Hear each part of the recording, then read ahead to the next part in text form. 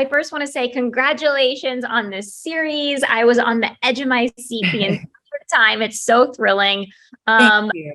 Yeah, and it must have been so fun playing I mean, as actresses, I can only imagine it's so rewarding playing, strong, interesting, complex, layered characters. And you get to play not one, but two in this. I know. It was a challenge of a lifetime. You're absolutely right.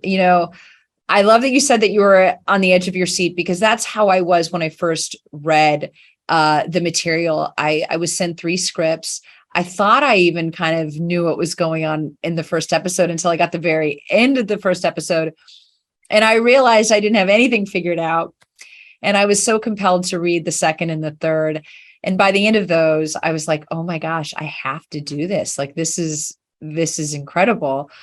And then I realized, of course, then I have to do this.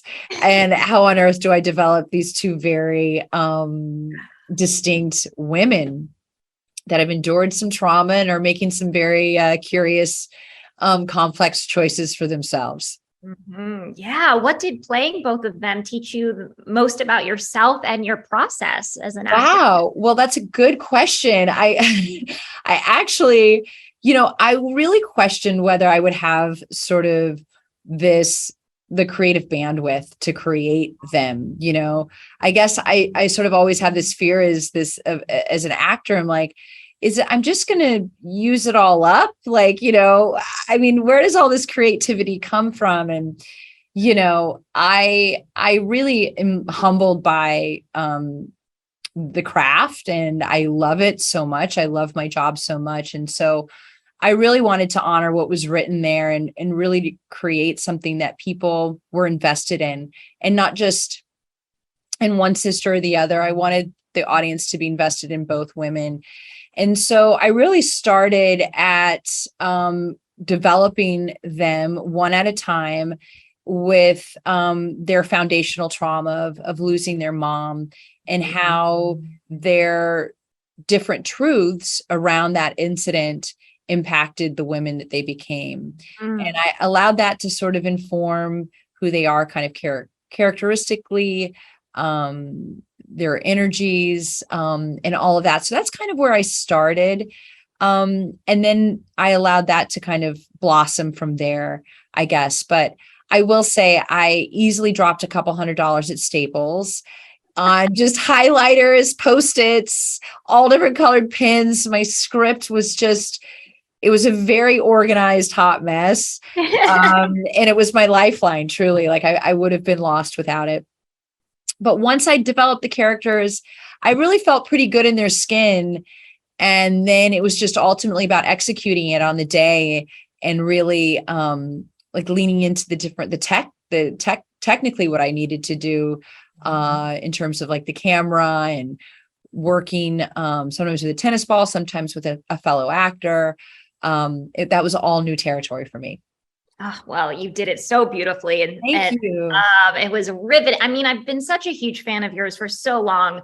And then to watch you play these characters together, it was riveting. It was exciting. You spoke a little bit about the trauma that they endure as children. Let's talk about the ways in which the series shows the different ways in which we interpret memory and process trauma, because I think it's so important to kind of showcase that on screen. If you could just elaborate that a little bit more about that. Yeah, it's really at the forefront of the show, is really at such a young and young age, these 2 twins that, I mean, they lose their mother. And she is the cornerstone of their family, and really just, they adore her so much. And so to have lost their mom at such a young age, it really imprinted them. But on top of that, one was witness to it and one was not, and one wasn't there. And so they have different memories and different experiences about how they interpreted that death. And you find out that the very thing that that really bound them together is ultimately what separates them. Yeah. And it's slowly revealed throughout the series their own individual truths about that experience. And it's pretty remarkable how it's written in that regard. Absolutely. Incredibly powerful. Mm. Such a beautiful study on human nature, and Yes. very, very, it became a very reflective, it was a very reflective series. Gina, let's talk about Gina for a second. She has the reputation of being the bad one, Right. the troubled one. That's right. Right. I put it in quotes because, how does the series explore the dangers of putting women specifically, not only women, people, but in this case, women specifically in boxes? Yes. I mean, gosh, none of us want to be in a box. Mm. I mean, Tina. let's be honest. I mean, it's so sad, that we oftentimes know that there are certain choices that we make or mistakes that we make growing up, that in small towns, that define who you are for the rest of your life. And Mount Echo is a place in which, there has been drama and trauma that has surrounded this family, that surrounded these girls. And Gina has been labeled as the troubled, unstable twin. Mm. And Lenny being labeled as like the very responsible, protective one. And so Gina has fought that her whole life, and really just decides to move to LA to just start fresh, start anew. And she really adopts a whole new life for herself there. And it's only when she gets that call from Jack, played by the lovely Matt Bomer, may I add, that she finds out that Lenny is missing. We discovered that immediately at the beginning of the series in episode 1, that she has to return back to their hometown in Mount Echo. And she returns to everybody looking at her, all the locals, all the people that she used to know, with that kind of that pity and that distaste, because she's that bad Gina. And so she's fought against that her whole life. And I think like maybe even Lenny's played into that a little bit, and to kind of keep her in her talons. What do you call it? Your claws? Yeah, That sounds terrible. Arm's reach. Terrible. Yeah. No, it's so interesting because, this is what's so fantastic about not only your performance, but the writing, the story in general, is that, our opinions on these characters keep changing and developing as we find out more about them.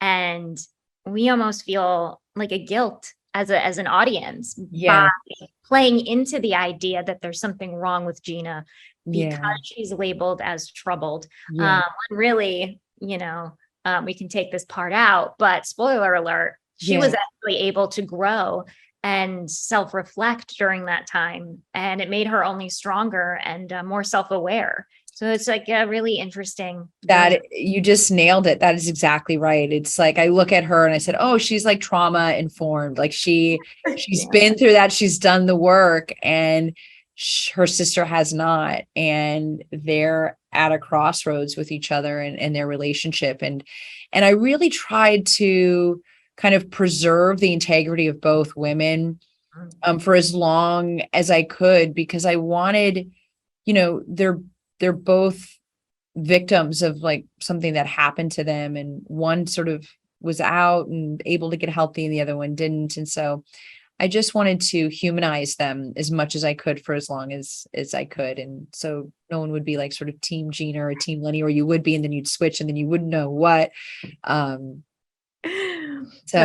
But yeah, no, and that's absolutely what happens. Like I said, you truly are in the edge of your seat in terms of who are these women? What are their motives? And it's really not until that epic sort of confrontation on the river that things come to a head and everything really makes sense.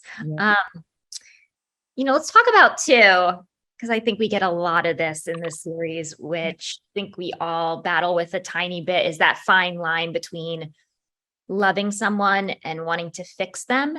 And then when does the fixing become more about them and about ourselves? Yeah. Would you mind elaborating on Oh that? my gosh. Yes. I mean, personally or professionally, my gosh, but it is so very true and rings true for everyone, right? Everyone, everywhere. I mean, everybody's enduring so much. And, it is one of those things where you can only help somebody as much as they want to be helped themselves. And you can encourage and support and do all those things, but unless people make specific choices for themselves, they can't get there.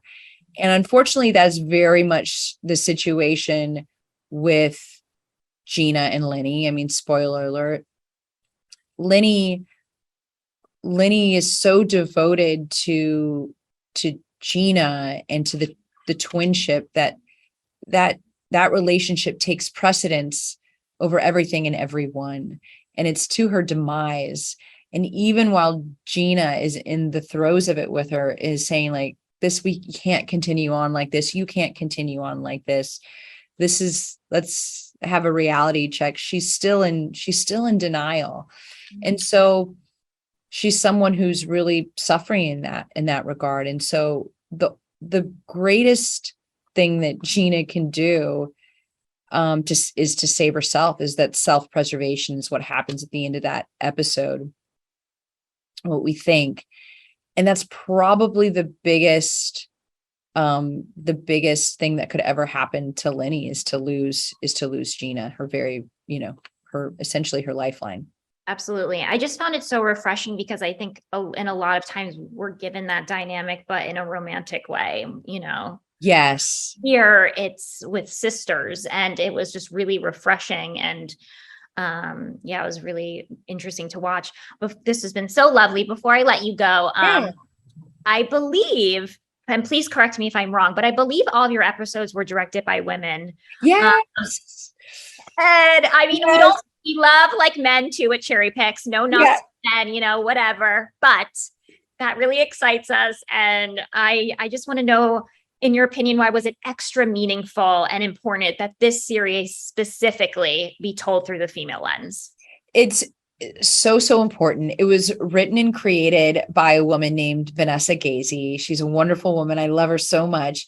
And our showrunners, Brian Yorkie and Quentin Peoples, they committed to making the show through the female lens, and they hired all female directors. So Kat Candler, Lee Lu, Anna Mastro, Valerie Weiss. And I leaned on these women so heavily, creatively. They really held my hand through this process because it was incredibly challenging. And, this is a love story about two women, about two sisters, and that are trauma, that incurred trauma in their life. And I think that every woman that came to direct this saw it. We had all very, very specific tone that we wanted to for it to be, and we wanted to keep it grounded as best we could, and to really just show these women as two loving individuals, just deeply connected to each other, and yes, in unhealthy ways as well. But at the heart of it, they're so deeply and well-intentioned in their love for each other. Yeah, beautifully said. Well, it was extremely powerful. Congratulations, Michelle. Thank you. I can't wait for the world to see Echoes so soon. Yeah, enjoy. Thank you. Thank you. Thank you.